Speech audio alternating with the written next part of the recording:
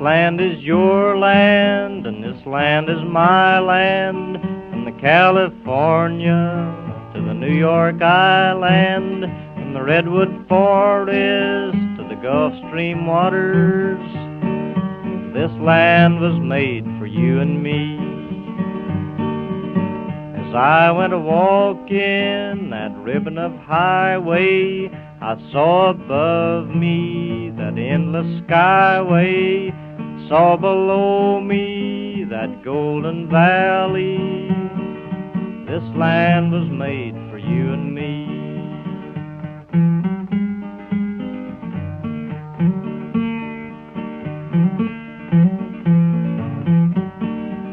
I roamed and rambled, and I followed my footsteps to the sparkling sands of her diamond deserts.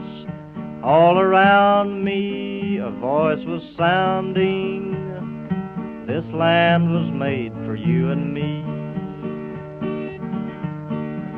When the sun comes shining, then I was strolling, and the wheat fields waving, and the dust clouds rolling. The voice was chanting as the fog was lifting, this land was made for you and me. This land is your land, and this land is my land. From California to the New York Island, from Redwood Forest to the Gulf Stream waters, this land was made for you and me. When the sun comes shining, then I was strolling, and the wheat fields waving, the dust clouds rolling, the voice coming chanting, and the fog was lifting. This land was made for you and me.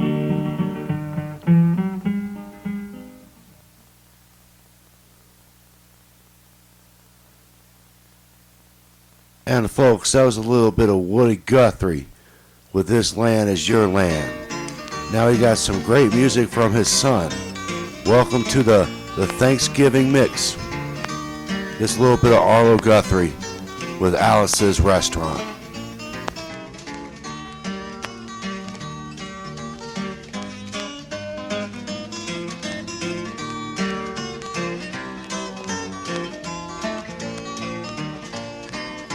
This song is called Alice's Restaurant. It's about Alice and the restaurant. But Alice's Restaurant is not the name of the restaurant, that's just the name of the song. And that's why I call the song Alice's Restaurant.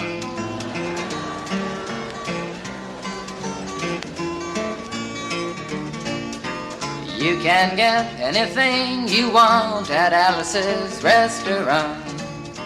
You can get anything you want at Alice's Restaurant. Walk right in, it's around the back, just a half a mile from the railroad track. And you can get anything you want at Alice's Restaurant.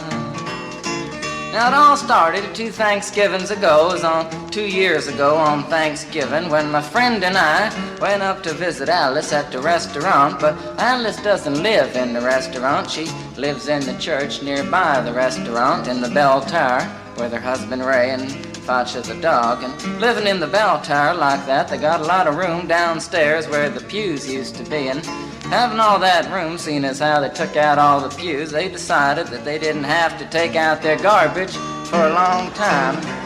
We got up there, we found all the garbage in there, and we decided it'd be a friendly gesture for us to take the garbage down to the city dump. So we took the half a ton of garbage, put it in the back of a red VW microbus, took shovels and rakes and implements of destruction, and headed on toward the city dump.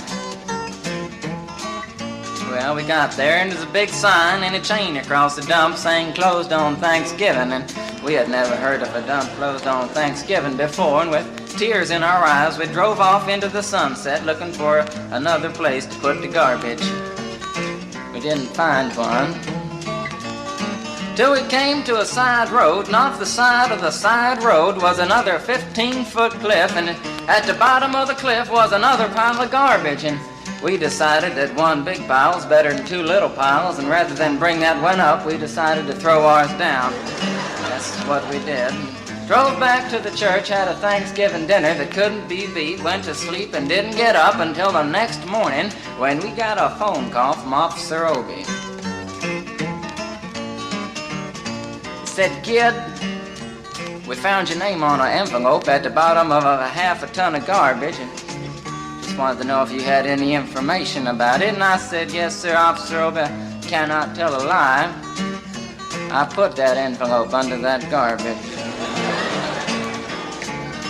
After speaking to Obie for about 45 minutes on the telephone, we finally arrived at the truth of the matter and said that we had to go down and pick up the garbage and also had to go down and speak to him at the police officer station. So we got in the red VW microbus with the shovels and rakes and implements of destruction, headed on toward the police officer station. Now, friends, there was only one or two things that Obie could have done at the police station, and the first was that he could have given us a medal for being so brave and honest on the telephone, which wasn't very likely and we didn't expect it. And another thing was that he could have bawled us out and told us never to be seen driving garbage around the vicinity again, which is what we expected. But when we got to the police officer station, there was a third possibility that we hadn't even counted upon, and we was both immediately arrested, handcuffed. And I said, "Obie, I don't think I can pick up the garbage with these handcuffs on."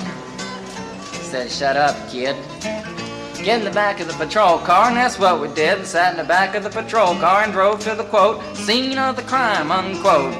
I want to tell you about the town of Stockbridge, Massachusetts, where this happened. Here they got 3 stop signs, 2 police officers and 1 police car. But when we got to the scene of the crime, there was 5 police officers and 3 police cars, being the biggest crime of the last 50 years, and everybody wanted to get in the newspaper story about it. And they was using up all kinds of cop equipment that they had hanging around the police officer station. They was taking plaster, tire track, footprints, dog-smelling prints, and they took 27 8x10 color glossy photographs with circles and arrows and a paragraph on the back of each one explaining what each one was to be used as evidence against us. Took pictures of the approach, the getaway, the northwest corner, the southwest corner, and that's not to mention the aerial photography. After the ordeal, we went back to the jail. Obie said he was going to put us in the cell. Said, "Kid, I'm going to put you in the cell. I want your wallet and your belt." And I said, "Obie, I can understand you want my wallet so I don't have any money to spend in the cell, but what do you want my belt for?" And it said, "Kid, we don't want any hangings." I said, "Obie, did you think I was going to hang myself for littering?" Obie said he was making sure, and friends Obie was, because he took out the toilet seat so I couldn't hit myself over the head and drown. And he took out the toilet paper so I couldn't bend the bars, roll the toilet paper out the window, slide down the roll, and have an escape. Obie was making sure, and it was about 4 or 5 hours later that Alice, remember Alice? It's a song about Alice. Alice came by and with a few nasty words to Obie on the side, bailed us out of jail. We went back to the church, had another Thanksgiving dinner that couldn't be beat, and didn't get up until the next morning when we all had to go to court. We walked in, sat down. Obie came in with the 27 8x10 colored glossy pictures with the circles and arrows and a paragraph on the back each one. Sat down. Man came in, said, "All rise." We all stood up, and Obie stood up with the 27 8x10 colored glossy pictures, and the judge walked in, sat down with the seeing-eyed dog, and he sat down. We sat down. Obie looked at the seeing-eyed dog. And then the 27 8x10 colored glossy pictures with the circles and arrows and a paragraph on the back of each one, and looked at the seeing-eyed dog. And then the 27 8x10 colored glossy pictures with the circles and arrows and a paragraph on the back of each one, and began to cry, because Obie came to the realization that it was a typical case of American blind justice, and there wasn't nothing he could do about it. And the judge wasn't going to look at the 27 8x10 colored glossy pictures with the circles and arrows and a paragraph on the back of each one explaining what each one was to be used as evidence against us. And we was fined $50 and had to pick up the garbage in the snow, but that's not what I came to tell you about. came to talk about the draft. You got a building down New York City, it's called Whitehall Street, where you walk in and you get injected, inspected, detected, infected, neglected, and selected. I went down to get my physical examination one day, and I walked in, I sat down, got good and drunk the night before, so I looked and felt my best when I went in that morning. Because I wanted to look like the all-American kid from New York City. Man, I wanted to feel like I wanted to be the all-American kid from New York. And I walked in, sat down, I was hung down, brung down, hung up, and all kinds of mean, nasty, ugly things. And I walked in, I sat down, they gave me a piece of paper, said, "Kid, see the psychiatrist, room 604. And I went up there, I said, "Shrink, I want to kill. I want to kill. I want to see blood and gore and guts and veins in my teeth. Eat dead, burnt bodies. I mean, kill. And I started jumping up and down, yelling, kill. And it started jumping up and down with me, and we was both jumping up and down, yelling, kill. And the sergeant came over, pinned the medal on me, set me down the hall, said, "You're our boy." Didn't feel too good about it. Proceeded on down the hall, getting more injections, inspections, detections, neglections, and all kinds of stuff that they was doing to me at the thing there. And I was there for 2 hours, 3 hours, 4 hours. I was there for a long time, going through all kinds of mean, nasty, ugly things, and I was just having a tough time there. And they was inspecting, injecting every single part of me, and they wasn't leaving no part untouched. Proceeded through, and when finally came to see the very last man, I walked in, sat down after a whole big thing there, and I walked up and said, "What do you want?" He said, "Kid, we only got one question. Have you ever been arrested?" And I proceeded to tell him the story of Alice's Restaurant, Massacre, with full orchestration and 5-part harmony and stuff like that, and then all the phenomena. Stopped me right there and said, "Kid, did you ever go to court?" I proceeded to tell him the story of the 27 8x10 colored glossy pictures with the circles and arrows and a paragraph on the back of each one. And stopped me right there and said, "Kid, I want you to go over and sit down on that bench that says Group W. Now, kid."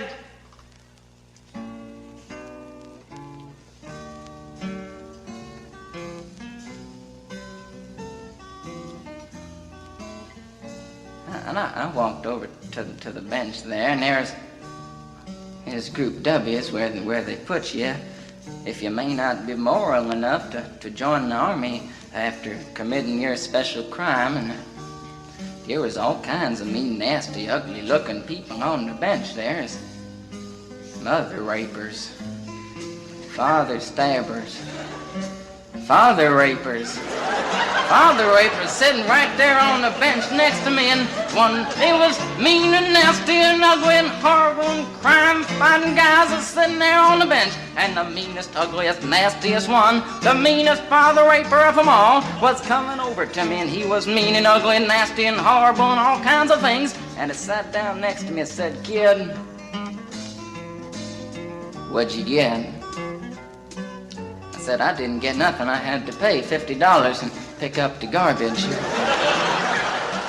I said, "What were you arrested for, kid?" And I said, "Littering." And they all moved away from me on the bench there, the hairy eyeball and all kinds of mean, nasty things, till I said, "And creating a nuisance." And they all came back, shook my hand, and we had a great time on the bench talking about crime, mother stabbing, father rape, and all kinds of groovy things that we was talking about on the bench. And everything was fine. We were smoking cigarettes and all kinds of things until the sergeant came over, had some paper in his hand, held it up and said, "Kids, this piece of paper's got 47 words, 37 sentences, 58 words. We want to know details of the crime, and else kind of thing. You got to say pretend about the crime, want to know the rest of the officer's name, and else kind of thing you got to say." And it talked for 45 minutes, and nobody understood a word that he said, but we had fun filling out the forms and playing with the pencils on the bench there.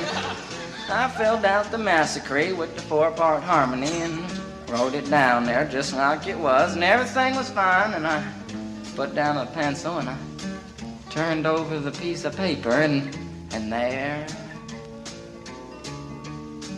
on the other side, in the middle of the other side, away from everything else on the other side, in parentheses, capital letters, quotated,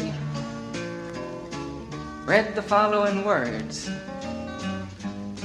Kid, if you rehabilitated yourself. I went over to the sergeant and said, Sergeant, you've got a lot of damn gall to ask me if I've rehabilitated myself. I'm sitting here on a bench. I'm sitting here on the Group W bench. Because you want to know if I'm moral enough to join the army, burn women, kids, houses, and villages after being a litter bug. He looked at me and said, Kid, you don't like your kind. And we're going to send your fingerprints off to Washington, and friends, somewhere in Washington, enshrined in some little folder, is a study in black and white of my fingerprints. And the only reason I'm singing you the song now is because you may know somebody in a similar situation. Or you may be in a similar situation, and if you're in a situation like that, there's only one thing you can do, is walk into the shrink wherever you are. Just walk in and say, shrink. You can get anything you want at Alice's restaurant and walk out. You know, if one person, just one person does it, they may think he's really sick and they won't take him. And if two people do it in harmony, they think they're both faggots and they won't take either of them. And if 3 people do it, can you imagine 3 people walking in, singing a bar, Alice's restaurant, and walking out? They may think it's an organization. And can you imagine 50 people a day? I said 50 people a day walking in, singing a bar, Alice's restaurant, and walking out. And friends, they may think it's a movement. And that's what it is. The Alice's Restaurant Anti-Massacre Movement. And all you gotta do to join is to sing it the next time it comes around on the guitar. With feeling. So we'll wait till it comes around on the guitar here. Sing it when it does.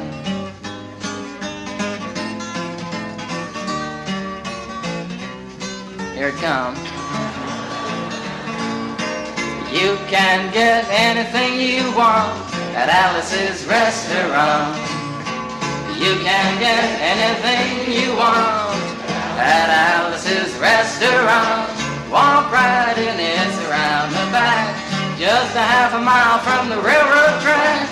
And you can get anything you want at Alice's restaurant. That was horrible. If you want to end war and stuff, you gotta sing loud. You could put a lot. I've been singing the song now for 25 minutes. I could sing it for another 25 minutes. I'm not proud or tired. So we'll wait till it comes around again, and this time with 4-part harmony and feeling. We're just waiting for it to come around is what we're doing.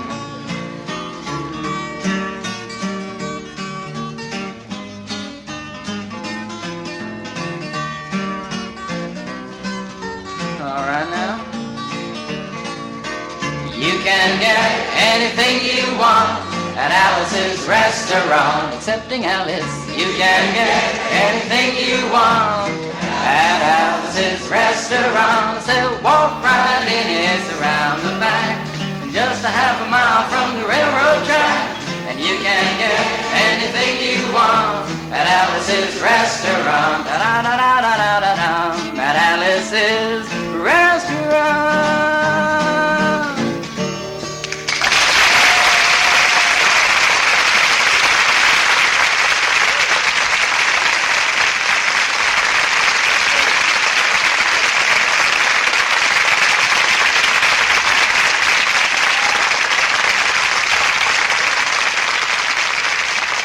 Folks, that was a little bit of Arlo Guthrie with his classic, Thanksgiving classic, Alice's Restaurant. And then we got a little bit more with one of my most favorite fallish songs of the album, The Chilling of the Evening. Warm me from the wind and take my hand. A song is sounding, softly singing. My song is cast upon the rainbow wave, forever splashing in the sunlight.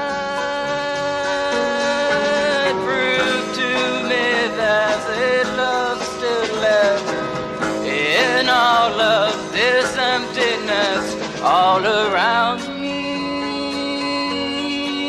Yes, take me from the chilling of the evening.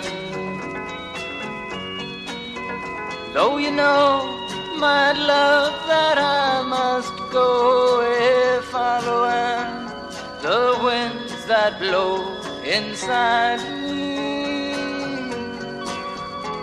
I've nowhere left to run or hide except if you will come and run beside me. And even if you do, there'll be a lot for us to do to keep believing.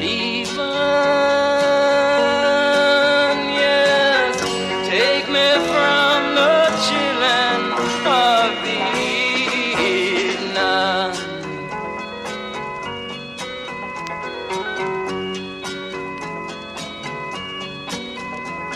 And now my time is come. Down many streets I'm coming from a night decay.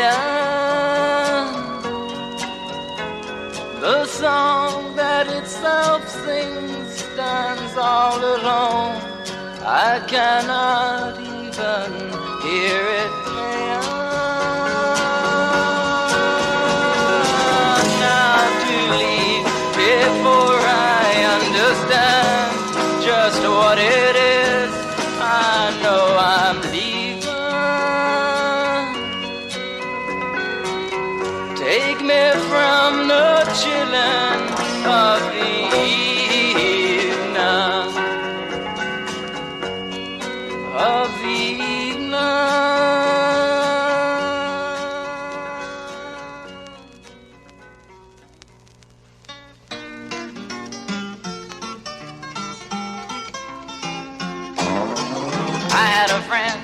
Friend I could trust. He went into the park and got busted for doing the ring around the rosy ride. Went in the park late at night and he put a lot of people over 80 uptight. He was doing the ring around the rosy ride. Ring around rose, touch your nose and blow your toes in mine. Doing the ring around the rosy ride. Ring around rose, touch your nose and blow your toes and mine. Doing the ring around the rosy ride. We ought to send Officer Joe Strange some Australian mountain range so we all can do the ring around the rosy ride. Would you like to put Philadelphia up tight, one mass ring around the rosy in the middle of the night? Yes, we all should do the ring around the rosy ride.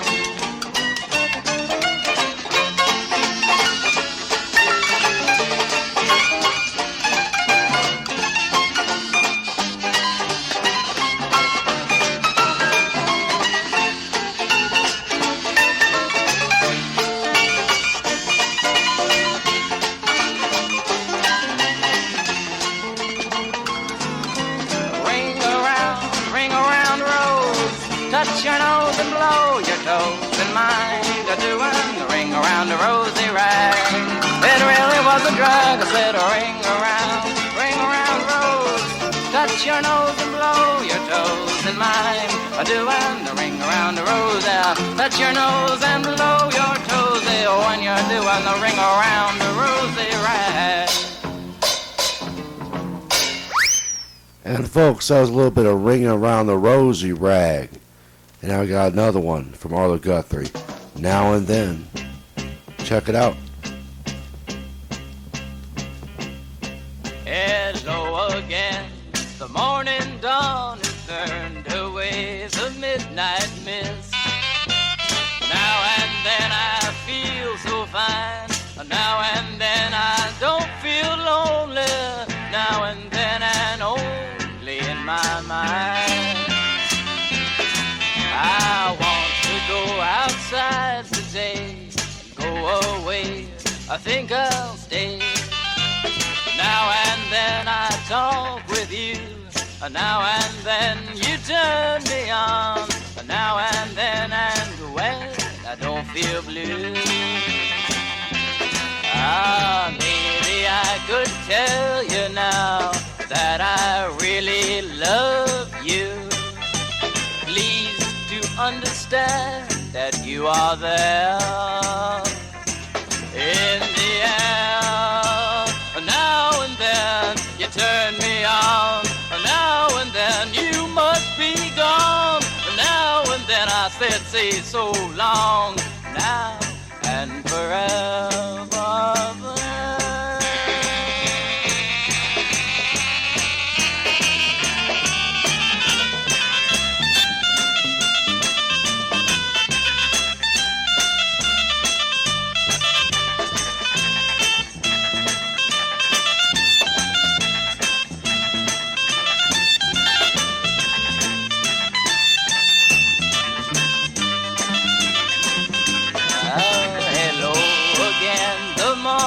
Dawn has burned away the midnight mist. Now and then I feel so fine. Now and then I don't feel lonely. Now and then and only in my mind.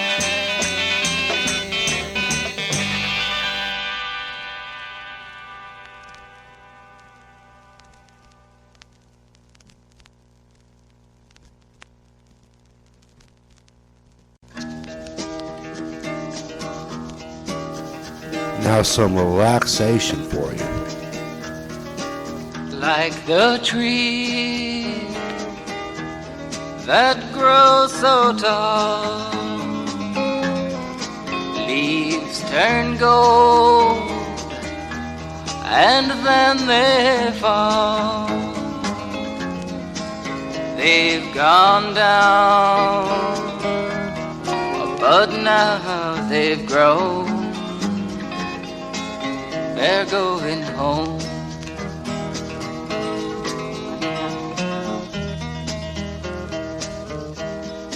Mountain streams may run and flow,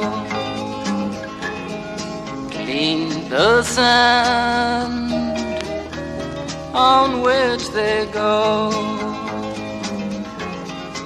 stretching down like it had known. It's going home.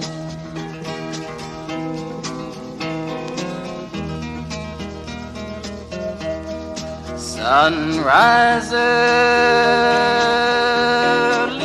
in the dawn slips away and then it's gone.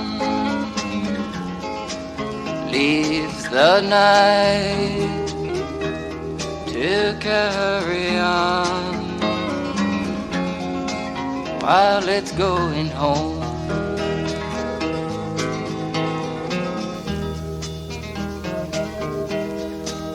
Once a man, he lived and died.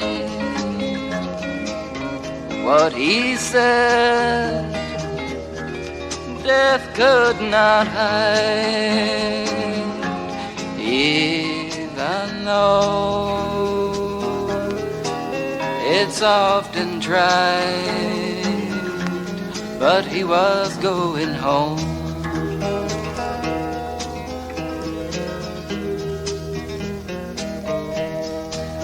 Now, my friends, it's time to go, and this love will live to grow, and I want you all to know I'm going home.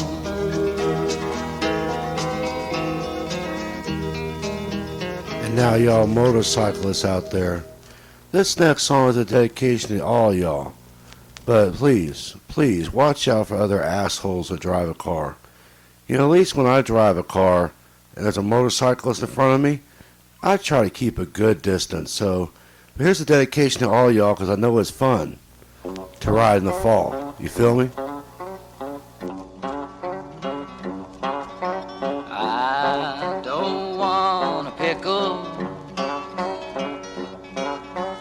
just want to ride on my motorcycle.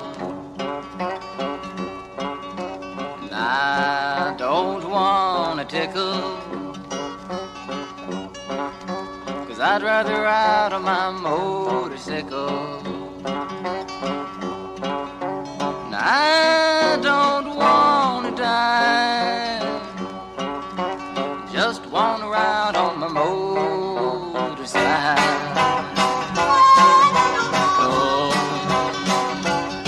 It was late last night, the other day, I thought I'd go up and see Ray. So I went up and I saw Ray, and there was only one thing Ray could say was, I don't want a pickle, I just want to ride on my motorcycle. And I don't want a tickle, I'd rather ride on my motorcycle. And I don't want to die, just want to ride on my motorcycle.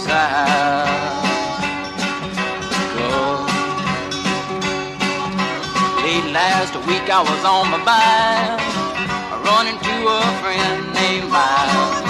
Run into a friend named Mike. Mike no longer has a bike. He cries, I don't want a pickle, I just want to ride on my motorcycle. Yeah, and I don't want a tickle, 'cause I'd rather ride on my motorcycle. And I don't want to die, just want to ride on my motorcycle.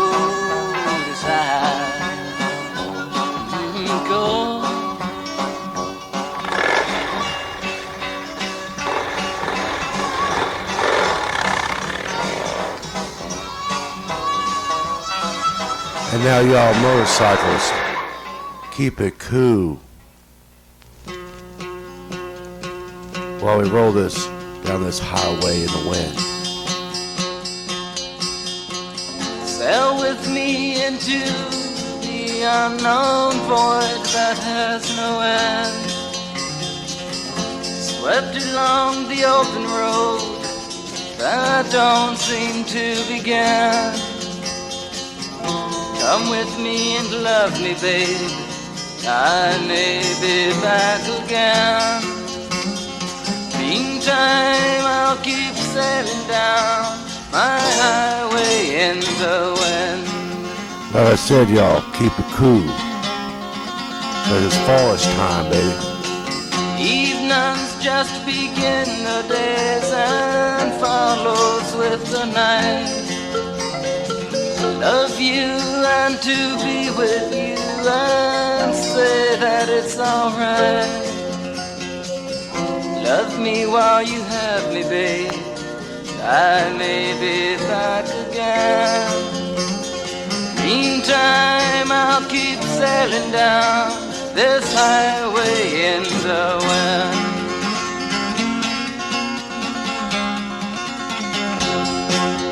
There's times I feel like going, and there's times I want to stay. Times that I ain't feeling well, and times I feel okay. Now you have time to love me, babe, and I may have time again.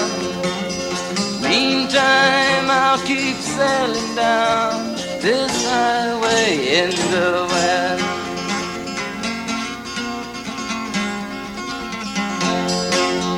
The fortune teller tells me that I have somewhere to go. Look and try and understand and wonder how she knows. So I must be going now.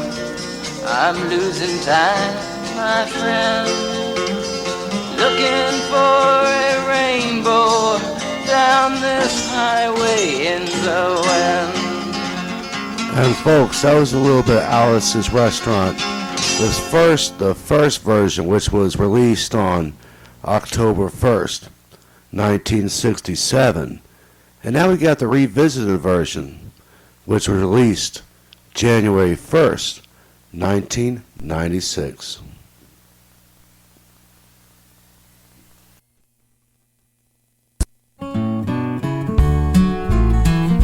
You know, you gotta take something young and make it new again. Or other way, something old and make it new again, baby. Keep it locked. I ain't heard this before, but I know I have. I'm sure y'all know the arrangement by now. Cause this song is called Alice's Restaurant. It's about Alice and the restaurant. The restaurant. But Alice's Restaurant was never the name of a restaurant. That was always just the name of this song. And I guess that's probably why I still call this song Alice's Restaurant.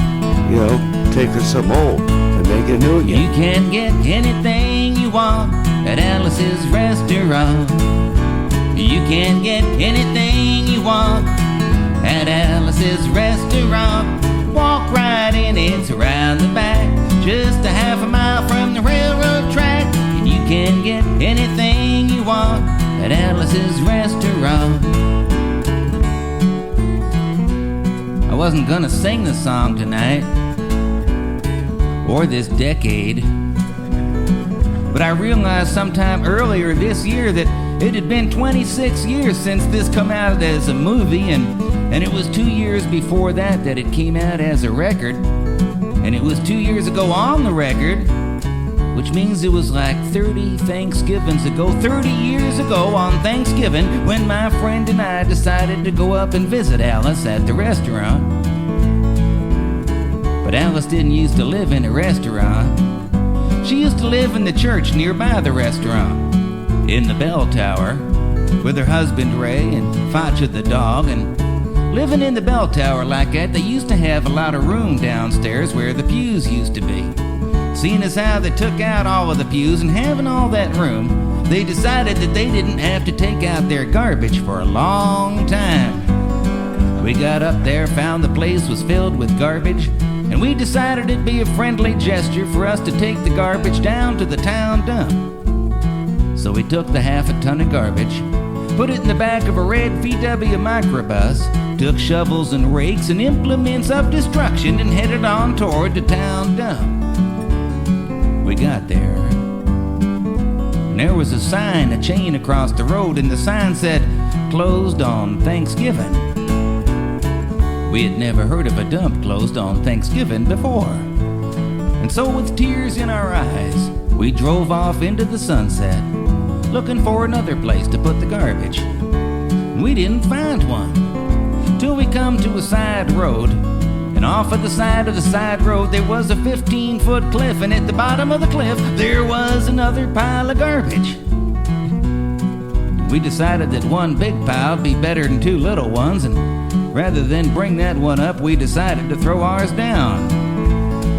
That's what we did. Drove back to the church, had a Thanksgiving dinner that couldn't be beat, went to sleep and didn't get up until the next morning when we got a phone call from Officer Obie.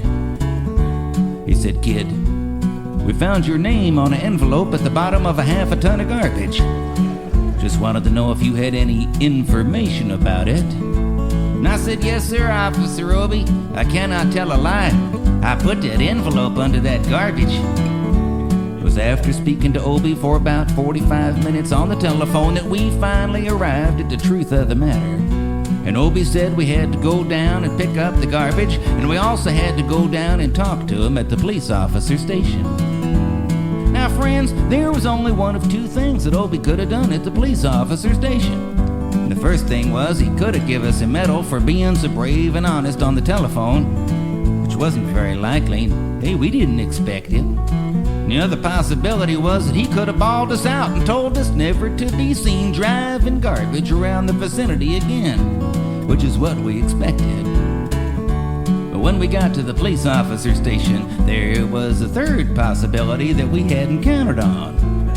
And we was both immediately arrested, handcuffed, and I said, "Obie, I don't think I can pick up the garbage with them handcuffs on." He said, "Shut up, kid. Get in the back of the patrol car." And we sat in the back of the patrol car and drove to the, quote, "scene of the crime," unquote. Friends, I want to tell you about the town of Stockbridge, Massachusetts, where this was happening. They got 3 stop signs, 2 police officers, and 1 police car.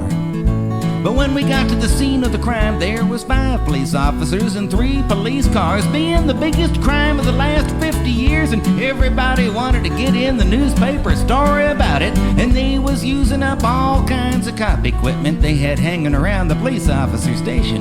They was taking plaster, tire track, footprints, dog-smelling prints. They took 27 8x10 colored glossy pictures with circles and arrows and a paragraph on the back of each one explaining what each one was to be used as evidence against us. They took pictures of the approach, the getaway, the northwest corner and the southwest corner, and that's not to mention the aerial photography. And it was after the ordeal we went back to the jail. Obie said he was going to put us in a cell. He said, "Kid, I'm going to put you in a cell. Give me your wallet and your belt." And I said, "Obie, I can understand you wanting my wallet, so I don't have any money to spend in the cell, but what do you want my belt for?" And he said, "Kid, we don't want any hangings." And I said, "Obie, did you think I was going to hang myself for littering?" Obie said he was making sure, and friends, Obie was, 'cause he took out the toilet seat so I couldn't hit myself over the head and drown. Took out the toilet paper so I couldn't bend the bars, roll the toilet paper out the window, slide down the roll, have an escape and get away. Obie was making sure, all right. And it was about 4 or 5 hours later that Alice, remember Alice? This is still the song about Alice. And anyway, Alice come by, and with a few nasty words to Obie on the side, she bailed us out of jail. We went back to the church, had another Thanksgiving dinner that couldn't be beat, went to sleep and didn't get up until the next morning. When we all had to go to court, we walked in, sat down. Obie come in with the 27 8x10 color glossy pictures with the circles and arrows and a paragraph on the back of each one explaining what each one was to be used as evidence against us, and he sat down. A man come in. He said, "All rise!" And we stood up, and Obie stood up with the 27 8x10 color glossy pictures, and the judge walked in with a CNI dog. Sat down. We sat down. Obie looked at the CNI dog, and then at the 27 8x10 colored glossy pictures, and looked at the CNI dog, and Obie began to cry. Because Obie come to the realization that this was a typical case of American blind justice, and there was no way the judge was going to look at the 27 8x. Well, it didn't matter, because we was fined $25 each, and we had to pick up the garbage in the snow.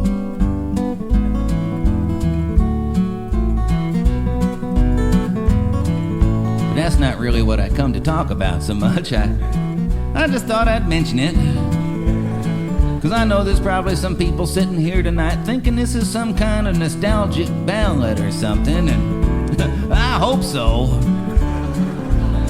But you never know, they still got that building down in New York City on Whitehall Street, and others like it all around America, and that's where you used to have to go get injected, inspected, detected, infected, neglected, and selected. And I remember I had to go in there one morning a long time ago for a physical examination.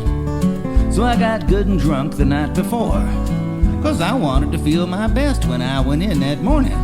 I mean, I wanted to feel, I wanted to look, I wanted to be like the all-American kid. And when I went in that morning, I was hung down, I was brung down, I was hung up. I was all kinds of mean, nasty, ugly-looking things. I walked in, I sat down. Give me a piece of paper, said, "Kid, see the psychiatrist, room 604. I went up there. I said, "Shrink, I want to kill. I mean, I want to kill. I want to see blood and gore and guts and veins in my teeth. Eat dead bird bodies. I mean, kill, kill, kill, kill." And I started jumping up and down, yelling, "Kill, kill." And he started jumping up and down with me, and we was both jumping up and down, yelling, "Kill, kill, kill, kill." Till the sergeant come over, pinned a medal on me, sent me down the hall, said, "You're our boy." I didn't feel real good about it. I proceeded on down the hall, getting more injections, inspections, and all kinds of stuff that they was doing to me at the thing there. I was there for 2, 3, 4, 5 hours. I was there for a long time, going through all kinds of mean, nasty, ugly things. They was inspecting, injecting every single part of me, and they was leaving no parts untouched.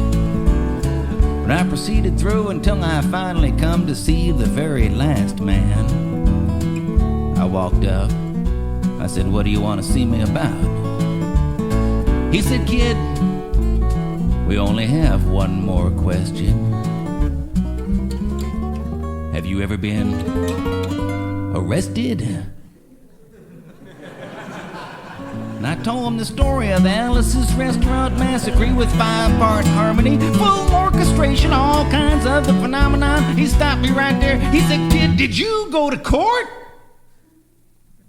And I told him the story of the 27 8x10 color glossy pictures with the circles and arrows and the paragraph on the back of each one. He stopped me again. He said, "Kid, I want you to go over, sit down on that bench that says Group W.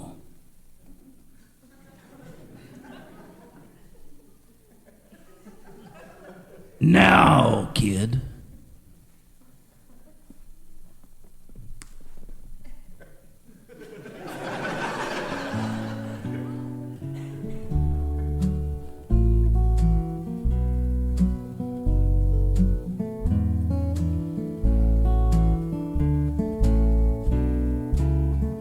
Over there. Group W. Group W is where they used to put you if you may not have been moral enough to join the army after committing your special crime. And there was all kinds of mean, nasty, ugly looking people on the bench.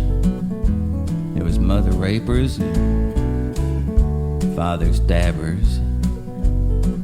Father rapers? I mean, there was father rapers sitting there on the bench next to me. I mean, he was mean, nasty, ugly, horrible, crime-fighting guys. And the meanest, ugliest, nastiest one, the meanest father raper of them all, was coming over to me, and he sat down next to me and said, "Kid, what'd you get?" I said, "I didn't get nothing. I had to pay $25 and pick up the garbage." He said, "Kid, what was you arrested for?" I said, "Littering." And they all moved away from me on the bench there until I said, "And creating a nuisance." And then they all come back and shook my hand, and we had a great time on the bench talking about crime, mother stabbing, father raping. We were smoking cigarettes and all kinds of stuff, having a good time. Till the sergeant come over, had some paper in his hand. He held it up, he went like this. He said, kids, this piece of paper's got 37 words for them sentences. One no time to crime, detail crime, and got a thing to say, pretend tune about the crime, the rest off his name, kind of thing got to say, and he talked for 45 minutes, but nobody understood a word he said. But we had fun filling out the forms and playing with the pencils on the bench. And I wrote down the massacre like I was supposed to, and I put down my pencil, turned over the piece of paper, and there on the other side of that piece of paper, in the middle of the other side, underlined and capitalized, away from everything else on the other side, read the following words. Kid, have you rehabilitated yourself? I went over to the sergeant. I said, Sergeant, you got a lot of damn gall to ask me if I've rehabilitated myself.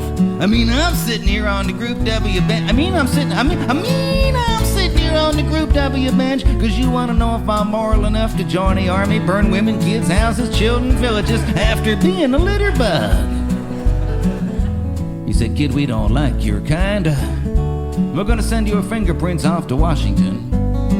And friends somewhere in Washington, enshrined in a little folder, is a study in black and white of my fingerprints. They're still there. The only reason I'm singing you the song tonight is because you may know somebody in a similar situation sometime. Even some of you could be in a situation like that sometime sooner than you're sitting here thinking about right now. And if you ever find yourself in a situation like that and you don't know what to do, there may be only one thing that, well, there may not actually be a hell of a lot you can do at all.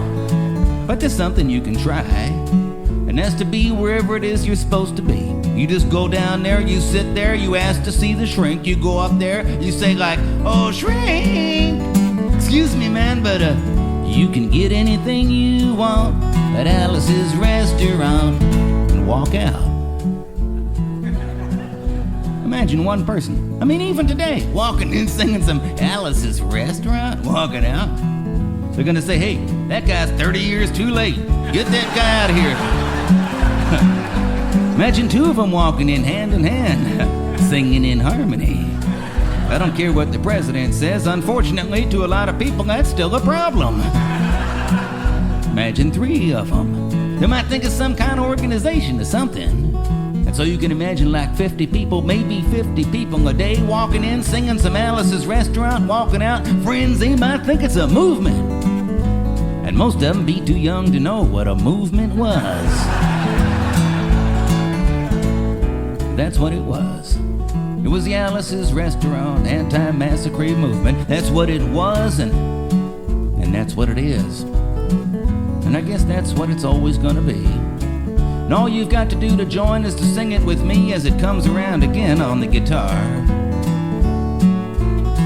With feeling. You can get anything you want at Alice's Restaurant. You can get anything you want at Alice's Restaurant.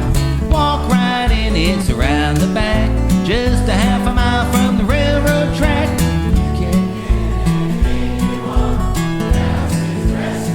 No.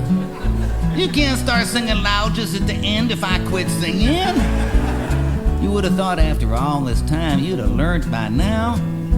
If you want to end war and stuff, you've got to learn to sing loud all the time so people can hear you. Now, I know this is a long song. Believe me, I know how long it is. And even on the record, when it come out, it was pretty long. 18 minutes, like I said, or something. And I'm not sitting here trying to make it any longer, but I can feel it. I know there's people sitting in this very room tonight that don't believe that songs can change the world, or that songs can change the destiny of nations. I don't blame you. I wouldn't have thought so myself. Of course, I know something that some of you may not know, but I was reminded of it during the last election. See, I remembered back when Jimmy Carter was elected president, because I got an invitation to his inauguration, and I knew I had to go, because I knew it'd be the only one I ever got. Been right so far. But I went down to Washington, D.C. I'm not making this up now. This is real. I went down to Washington, and it's just like you see on TV, people partying and stuff, and everything was fine until along toward evening, somebody come around, tapped me on the shoulder, and I turned around, and it was Chip Carter, the president's son. I said, "Hi, Chip." I recognized him. He was about my age. He said, "Arlo, I've been looking everywhere for you." I said, "Chip, how come?" He said, "Arlo, I've got something very important to tell you." And I said, "Chip, what is it?" He said, "Arlo, we were moving our stuff into the White House, and in the Nixon record library, we found a copy of your record, Alice's Restaurant." I looked at Chip Carter. I looked deep into the man's soul. I said, "Chip, was it open?" And in slow motion he nodded, yes, it had been opened. And I want you folks sitting here tonight to know that I did not think about that for a long time. Until just recently when we was all thinking about Richard Nixon when he passed away. And I see some young people here that may not know, but Richard Nixon was the president of the United States. And he used to like to tape stuff. I mean, if you can imagine a world before VCRs and cassette decks was everywhere, you can imagine a man who was truly ahead of his time. And he taped everything that went on in the White House, and everything was fine until one day they started playing back the tapes. People found out what was going on in there. But it wasn't anything that was on any tape that got the man in trouble, so much as it was what he had erased from the tapes. And there was one particular famous gap in one of those tapes that I was thinking about one night when I said to myself, "Arlo, how many things in the world are 18 minutes and 20 seconds long?"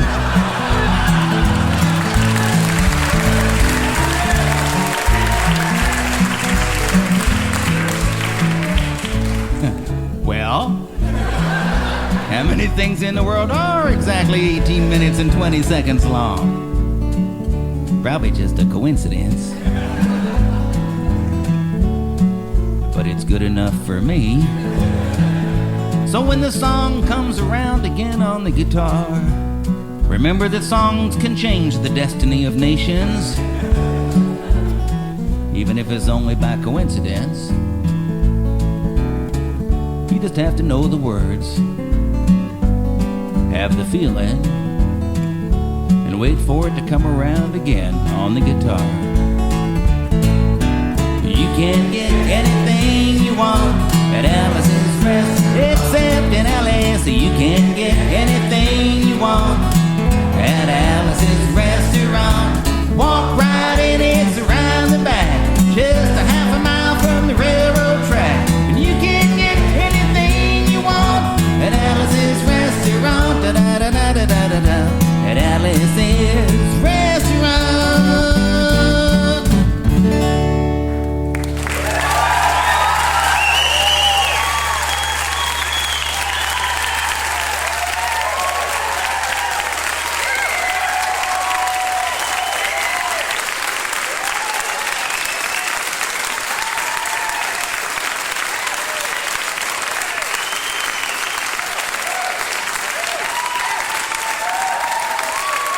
Well, folks, I think I'm going to go ahead and host this. That was a little bit of Arlo Guthrie's classic Thanksgiving song. And now we got another one from him. Another great fall time song. A little bit of chilling of the evening, baby. Keep it locked, y'all. And be thankful.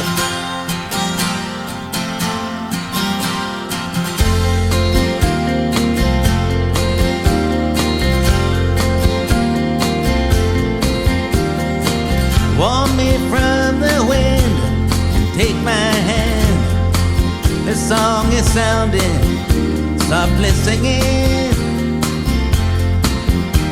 My song is cast upon the rainbow waves, forever splashing in the sunlight. Prove to me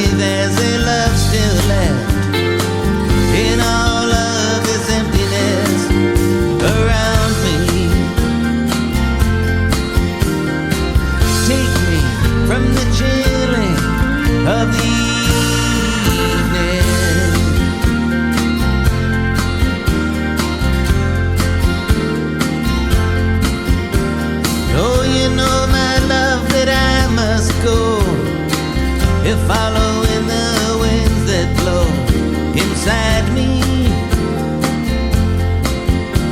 I've nowhere left to run or hide, except if you will come and run beside me.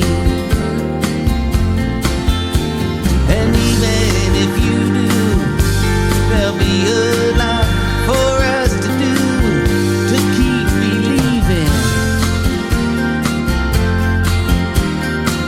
Take me from the chilling of the evening.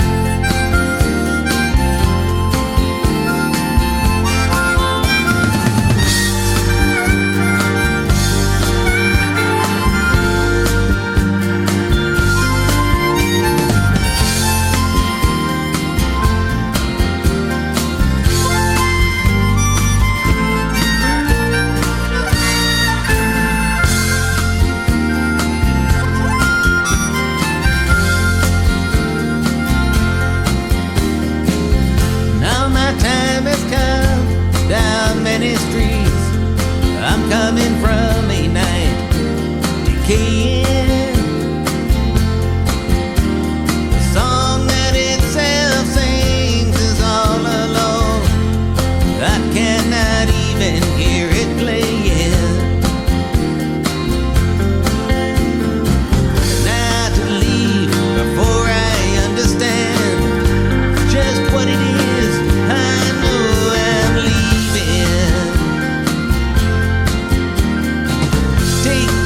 From the chilling of the evening, of the evening.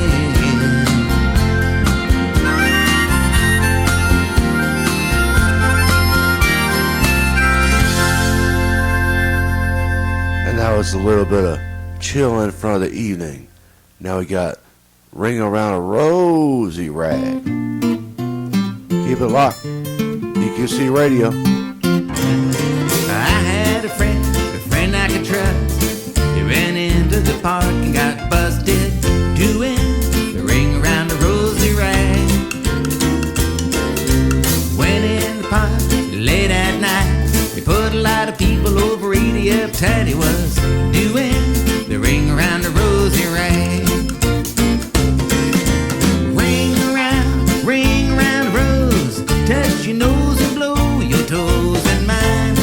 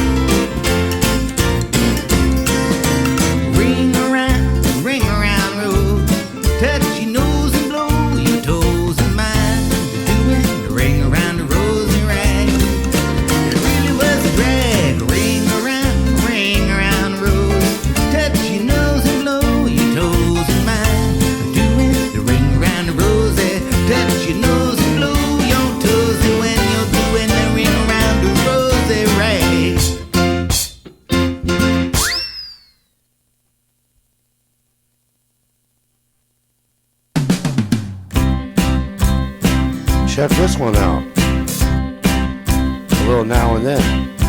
Hello again.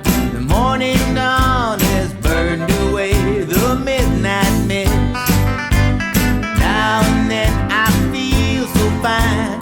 Now and then I don't feel lonely. Now and then and only in my mind.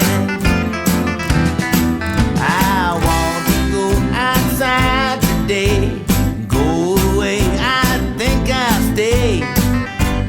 Now and then I talk with you. Now and then you turn me on. Now and then and when I don't feel blue. Maybe I could tell you now that I really love you. Please understand that you are there in the air. Now and then you turn me on. Now and then you must be gone. Now and then I say so long. Now and forever then.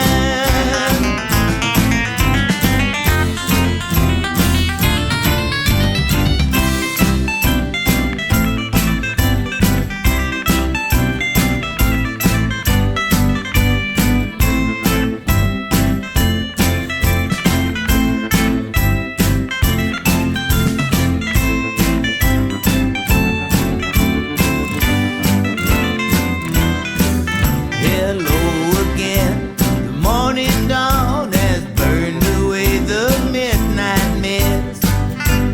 Now and then I feel so fine. Now and then I don't feel lonely. Now and then and only in my mind.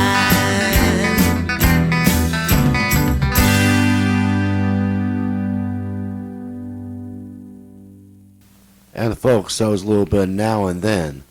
And now one of my most favorite songs off the album, a little bit I'm Going Home. Like the tree that grows so tall, leaves turn gold and then they fall. They've gone down, now they've grown. They're going home. Such a great idea, taking something old and making it new again. You feel me? Mountain streams may run and flow, clean the sands on which they go, stretching down like it had known it's going home.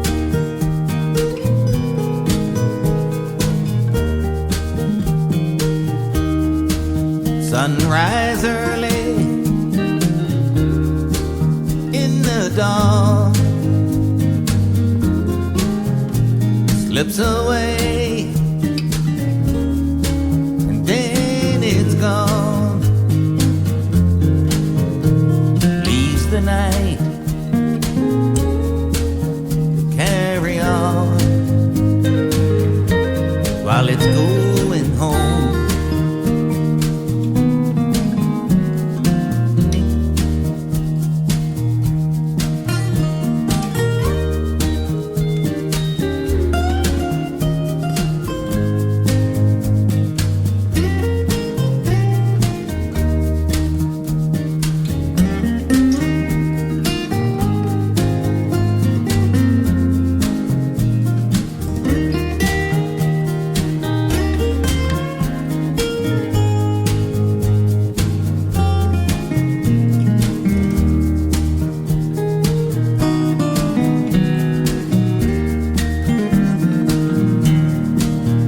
Once a man, he lived and died. What he said death could not hide. Even though it's often tried, but he was going home.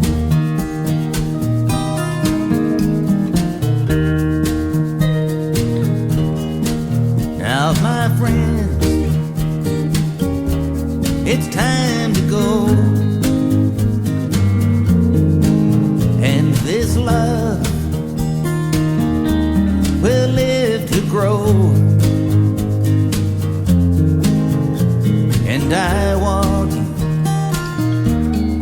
all to know I'm going home.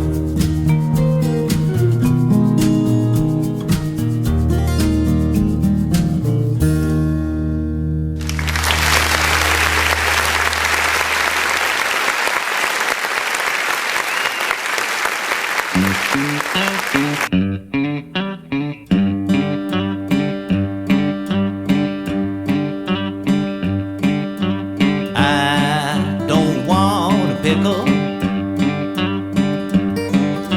I just want to ride on my motorcycle. And I don't want a tickle, 'cause I'd rather ride on my motorcycle. And I don't want to die, I want to ride on my motorcycle.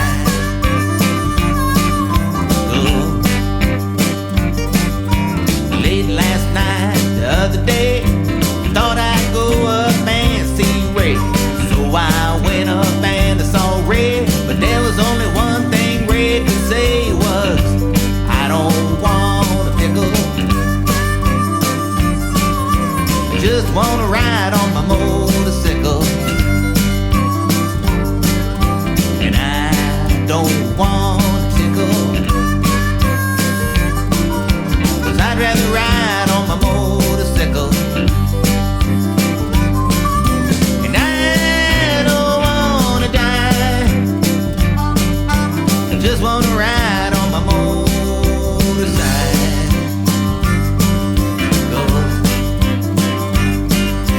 Late last week I was on my bike, running to my friend named Mike, running to my friend named Mike. Mike no longer has a bike, he cries, I don't want a pickle, no, I just want to ride on my motorcycle. And I don't want a tickle, I want to ride on my motorcycle. And I don't want to die, I just want to ride on my motorcycle.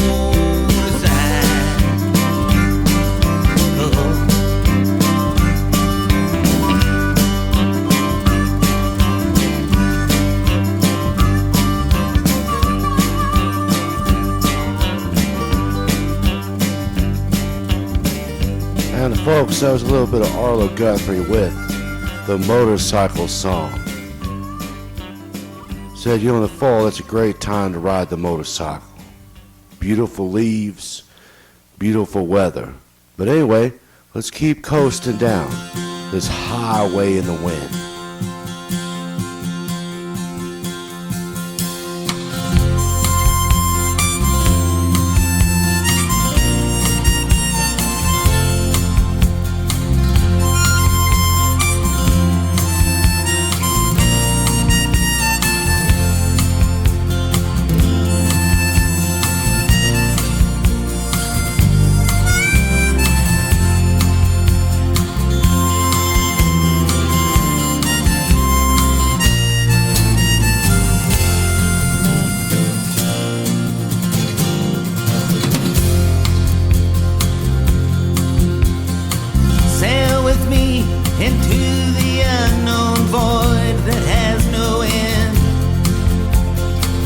Swept along the open road that don't seem to begin. Come with me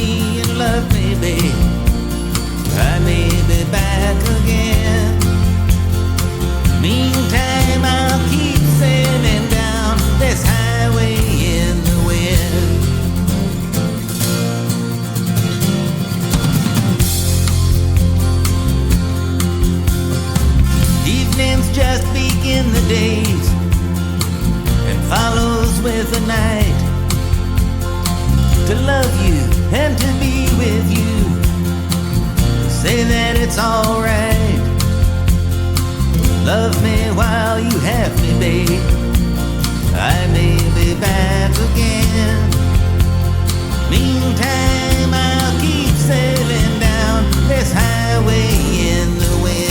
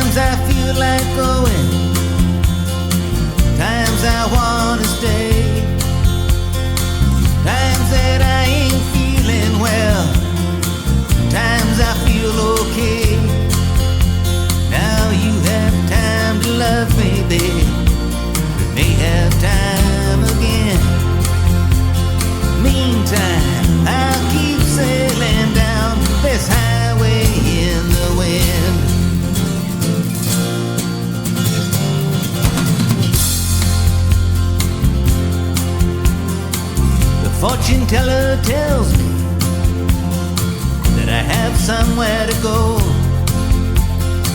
I look and try to understand. I wonder how she knows.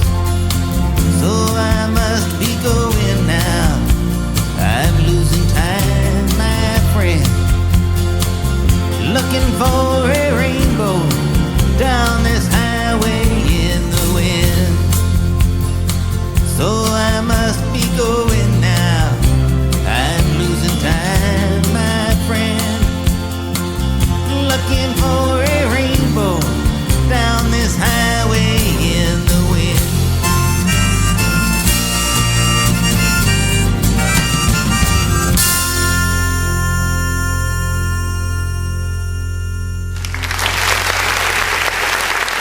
And folks, for my family and yours, happy Thanksgiving.